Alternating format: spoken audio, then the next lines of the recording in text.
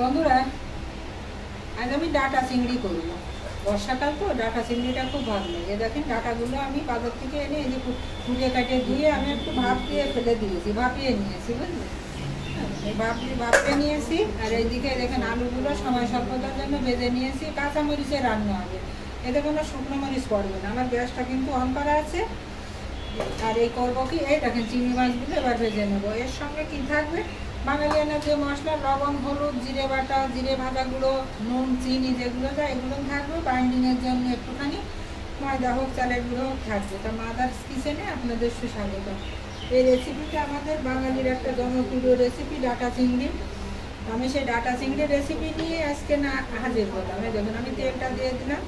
আমার সবজিতে বেশি তেল লাগবে না। আমি চিংড়ি মাছটা একবারে আমি ফোড়নও দিয়ে ভেজে নেবো। ফোড়নটা দিলে হবে কি, আমার দ্বিতীয়বার আর কড়াই ধোয়া লাগবে না, তেল দেওয়া লাগবে না।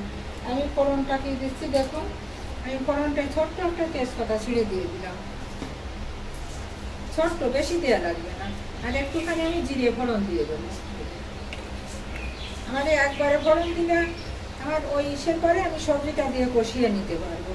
সেই দেখুন এবার আমার জিরেটা একটুখানি ফেলে দেবো, তার একটুখানি কালকে রং ধারণ করে তারপরে আমি চিংড়িগুলো ছেড়ে দেবো।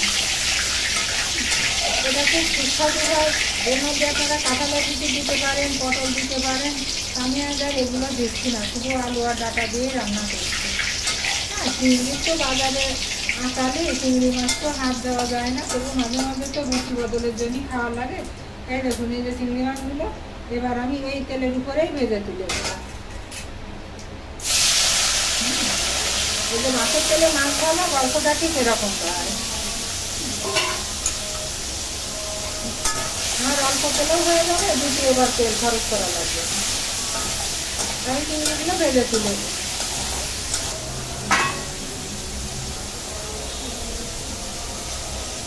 এই দেখুন চিংড়ি মাছ আবার বেশি কিন্তু ভাজতে হয় না বন্ধুরা। চিংড়ি মাছ বেশি ভাজলে শক্ত হয়ে যায়। এরকম আমি এরকম করে হালকা পাতলা ভেজে নিলাম। কি বললাম আপনাদের, মাছের তেলে মাছ ভাজা তো দেখেন এই তেলের উপরে আমি মশলা দিয়ে দেবো। আমার ফোড়নটাও দেওয়া হয়ে গেল। রান্নার কিছু কিছু টিপস আছে, কিছু কিছু বুদ্ধি খরচ করা লাগে। দেখেন আমার চিংড়ি মাছ ভাজা হলো। এবার আমি কী করবো, আমার এই ডাটাগুলো এরপরে দিয়ে আমি একটু মেরে দেবো। কাঁচামরিচটা পরে দেবো। কাঁচামরিচটা দিয়ে এখন দিই আমি রান্নাঘরে রেখে রান্নাই করতে পারবো।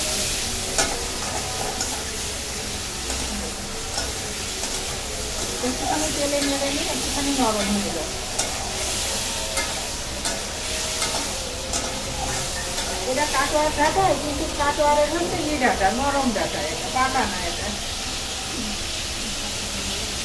ডাটা নাড়ার সঙ্গে সঙ্গে আমি খানিকটা হলুদ দিয়ে দেবো। আমার যতটুকু হলুদ লাগবে, লবণটা আমার কিছুটা দেওয়া আছে, আর আমি পরিমাণ বুঝে আমি পরে দিয়ে দেবো। দেখুন এর সঙ্গে এবার আমি কী করবো, এই দেখুন এই যে কাঁচামরিচ আর এই যে আলু আমি এবার এর সঙ্গে দিয়ে দেবো। তা কাঁচামরিচটা আগে আমি একটু তেলের পরে আমি দিয়ে দেবো। কাঁচামরিচ তেলে দিলে একটু ফ্লেভারটা ভালো আসে। এখানে একটু তেলে পরে থাকার পরে আমি এবার এই আলুগুলো দিয়ে দেবো।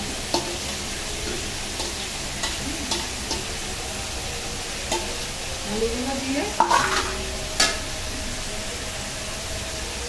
এই দেখুন বেশি না, 1 চামচ আমি জিরে বাটা দেবো। এটা জিরে আর ধনিয়া একসঙ্গে পেস্ট করা আছে।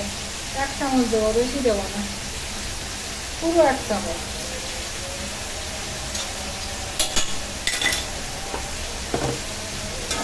এবারে আমি নেড়ে কষিয়ে দেবো। দেখুন কত সুন্দর কাঁচামরিচ দিয়ে, কিন্তু কালারটা সুন্দর আসছে, খুব সুন্দর লাগছে। সবসময় তো শুকনো মরিচ খাওয়া ভালো না বন্ধুরা। আপনারা কে কোথায় কেমন আছেন জানি না। আমাদের দেশের তো যে অবস্থা একটু ভালো, তবু কোথায় কেমন কে আছেন আমরা জানি না, কারোর খোঁজ নিতে পারি না। হ্যাঁ, সবাই যে যেখানে থাকেন সবাই সুস্থ থাকেন, নিজের নিরাপত্তা নিজে নেওয়ার চেষ্টা করবেন। এবার আমি চিংড়ি মাছগুলো এবার দিয়ে দেবো। চিংড়ি মাছগুলো এবার দিয়ে দেবো। এই থালাটাতে আমি ঢালবো, এখানে রেখে দিই। এটা একটু মিষ্টি লাগবে, একটু গ্রেভির জন্য চালের গুঁড়ো মাজা লাগবে। আমি এবার 3বার জল দিয়ে দিয়ে আমি কষিয়ে নেব। একবার দিলাম,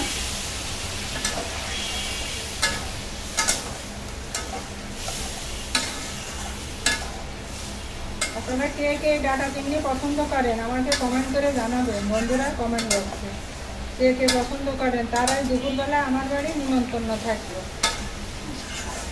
ডাটা চিংড়ি রান্না হচ্ছে তো এটা আমার পরিবারের খুব প্রিয়, এই আর একবার দিলাম। এবার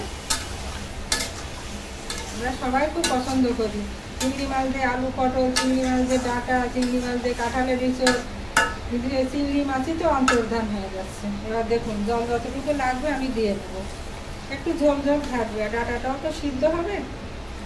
এবার আমি ঢেকে দেব।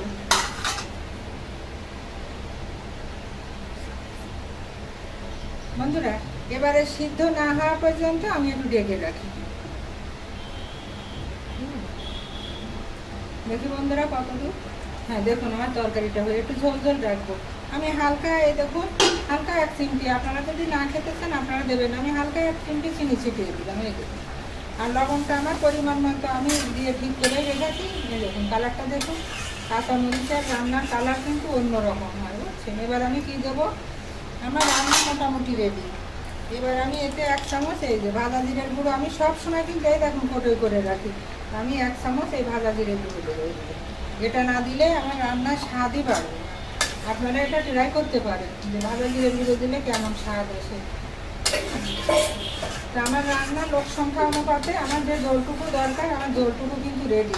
এবার আমি কি করবো, দুটো একটা কাঁচামরিচ ছিল আমার নিচে, এটা আমি দিয়ে দেবো। দিয়ে গ্যাসটা আমি অফ করে, এই যে গ্যাসটা অফ করে আমি ঢেকে দিয়ে একটু পরেই নামিয়ে নেবো।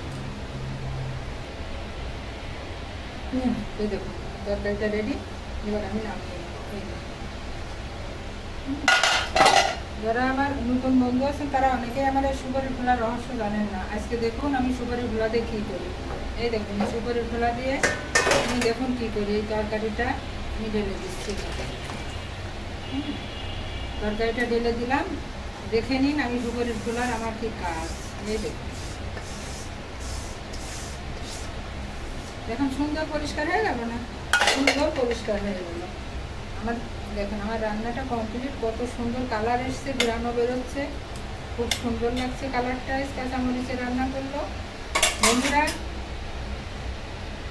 বন্ধুরা পেজের অবস্থা খুব খারাপ, বুঝছেন।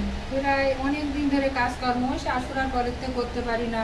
এরকম দেশের নানান রকম পরিস্থিতির ভিতরে আমার পেজটা অনেক পিছিয়ে আছে। আপনাদের সহযোগিতা ছাড়া আমার পেজ নিয়ে কিন্তু এগিয়ে যাওয়া সম্ভব না। প্লিজ আপনারা একটু পাশে থেকে সাপোর্ট করবেন, আমাকে একটু ভালোবাসা দিয়ে পাশে রাখবেন, আমিও আপনাদের পাশে আছি।